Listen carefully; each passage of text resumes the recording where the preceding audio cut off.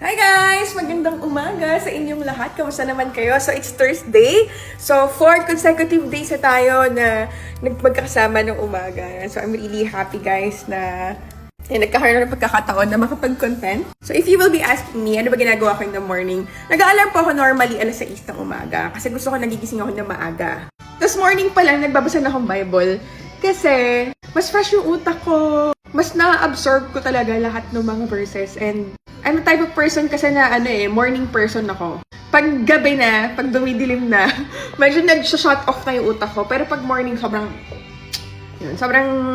alag na alag yung utak ko. So, update lang tayo from our trades yesterday. Sobrang paldong-paldo tayo yesterday. And congratulations sa mga nakasabay sa signal sa atin. So, kung isang doon, comment ka dyan. I'd love to see your profit and I really wanted to celebrate it with you guys. So, check natin yung profit natin from yesterday. So, tomorrow was August 6. Ilagay natin siya, August 6. Ayan. So, we were able to generate $434. Kung mapapansin nyo, puro pula yan. Ayan, mga pula na yan. Yung SL hit na yan.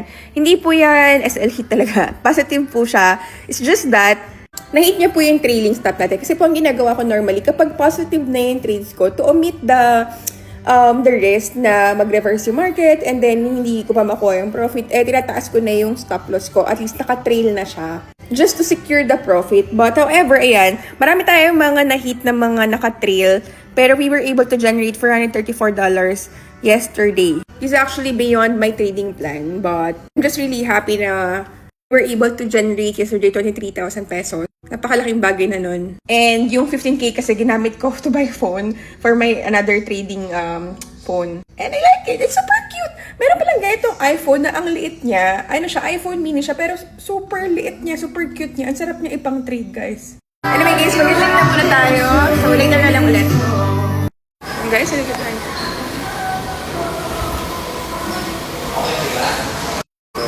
Gym na muna tayo, later na lang. So, ayan guys, we're done. And nandito na naman tayo sa ating pwesto. Favorite na pwesto ko. Ayan, kasi sobrang ganda ng view dito guys. Ayan. Sobrang sarap mag-meditation dito. Diba? Na-feel mo yung hangin, ang tahimik, alam mo yun. But anyway, so hindi ko na ma-access yung OKX sa web browser. Doon na-access ko pa rin yung OKX sa phone ko, which is sa app. Nag-withdraw lang ako ng half, pero hindi ko naman totally tinanggal lahat. Kasi sayang naman yung BTC ko doon, di ba? Nabili ko pa ng mababang presyo, tapos tatanggalin ko lang. Ma-access pa rin naman yun through VPN. Ang di ko ma-access is yung kay Hergy. Pero sana magawa ng paraan. But anyway, ayun. Ang sarap-sarap mong mahalin Pilipinas. Imbes na bigyan natin ng awareness, ng education yung mga Pilipino, mas ginagawa pa nating samantalang pag nag-YouTube ako guys, syempre pag nag-jogging ako, pananorin ko si Boss Sanchez. Kasi pag nag-jogging ako, ginagawa ko, nanonood ako ng mga full tank ni Boss Sanchez. So, kayo guys, kung say for example, mag-jogging kayo, tapos sobrang idle lang naman, might as well, kesa nag-wonder yung utak nyo during nag-jogging kayo, panoorin nyo yung mga full tank ni Boss Sanchez. Tigpa 5 minutes lang yung sobrang worth it, sobrang ganda. 10 taon ko na pinapanood yun, and ever since talaga na pinapanood ko yun, sobrang ganda ng araw ko. Like before, nagtatrabaho pa ako sa bangko. Yung biyahe ko papunta sa work ko pa Makati, like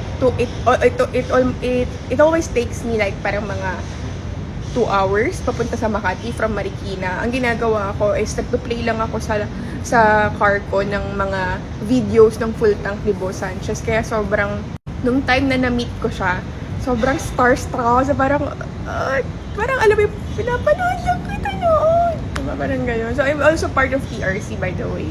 Truly Rich Club. And sobrang, hindi nga na siguro alam kung paano nga na-impact yung buhay ko.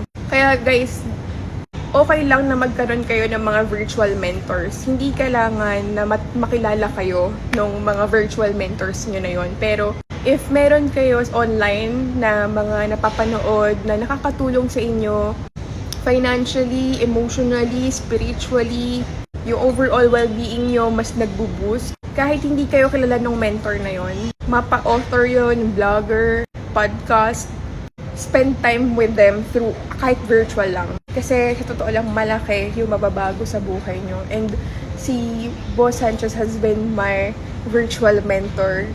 he doesn't know me. I don't know if he still remembers me, but it's very crucial that you guys allow yourself to be mentored by people. I remember back then, tatrabaho ko noon sa RCBC, nag-work noon. Ang work ko noon was SCRO, Senior Customer Relationship Officer. Pero acting branch manager na ako noon. And every time papasok ako sa work, ang ginagawa ko, papakinggan ko lang si Boss Sanchez. And then, kung ano yung shinare doon ni Boss Sanchez dun sa full tank niya, isi-share ko dun sa mga ka-office mate ko. So, parang nagiging preacher ako every morning dun sa office. Kasi, mas mabilis ko na absorb yung tinuturo ni Boss Sanchez online kapag pinipreach ko siya sa paligid ko sa mga kasama ko. Kaya siguro sobrang parang ganito ako, kahit sa TikTok, whatever na naririnig ko din, sinishare ko agad online. Kasi ever since wala pa akong TikTok, ganito na talaga ako. Lagi ko sinishare ko ano yung mga na-absorb ko, natututunan ko, lalo na kapag sobrang worth sharing. And then, yesterday, I had a meeting with the Josh. And normally, kapag nagkakaroon kami ng meeting, we started with gratitude. Yeah. So, sinishare na muna namin yung something that we are thankful for that specific week. Alam niyo yung shinare ko, sobrang happy ko. I'm just really grateful na I'm being criticized right now. I'm being bashed. I'm being hated. Most especially sa trading community. And I acknowledge the hate. I acknowledge the criticism. It gives me room for improvement to even enhance, i-hone ko pa yung sarili ko sa industriya na to. I'm not perfect. Marami akong mga failed attempts. Marami akong sunog. Dami akong pagkakamali sa trading. Like, I believe na halos lahat naman ng mga traders dumaan sa ganun. I never met even a single trader na profitable agad. Una pa lang. So, I once was there. And I'm just really grateful na right now I'm being criticized.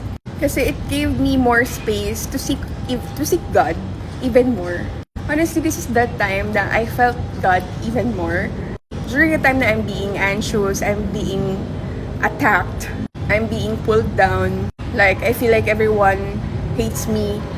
But this is the exact time I really felt God's presence in my life, that He's really working in my life, that He has been talking to me. And it just feels nice na, alam mo yun, yung heart mo is so anchored with God, na to the point, sobrang, you're at peace, despite na you're being bashed, despite you're being attacked, na mas ramdam ko yung presensya ni Lord. Kaya sometimes, guys, the reason why God allows yung mga ganitong bagay na hindi maganda sa pakiramdam natin is because God wants us to seek Him. So we will be able to feel His presence even more. Kasi when things are going so well, na parang sobrang successful, money is coming, everything's going right, everything's going according to your plan, parang sometimes nakakalimutan natin si Lord. So the only way na nakakapagparamdam si Lord sa atin is when we feel very sad, we feel struggling. Kaya nga, di ba, pag nagpe-prayer and fasting tayo, we intentionally crave ourselves to death. So we will be able to hear His words. Kasi yung spiritual antenna natin mas nako-connect sa Kanya, diba? But ayun, I'm just really grateful. And thank you sa lahat ng mga nang-criticize sa akin. I commit and promise to become better. And I hope you guys will live a peaceful life. Kasi guys, whatever you post online is just actually a reflection of your heart. A reflection of your mind. If you kept posting, if you kept commenting hate, yun nasa puso mo at nasa isip mo, puro hate din. Kaya for those people who kept hating online, I just really pray na you will find peace, happiness, and joy in your heart. So for our Thursday, yun lang guys. Meron tayong high impact news tonight, which is unemployment claims. And merong forecast na aakyat daw yung mga claims. Meaning, mas marami ang walang trabaho. That's why nag-claim sila. That means that's bad for US dollar and good for gold.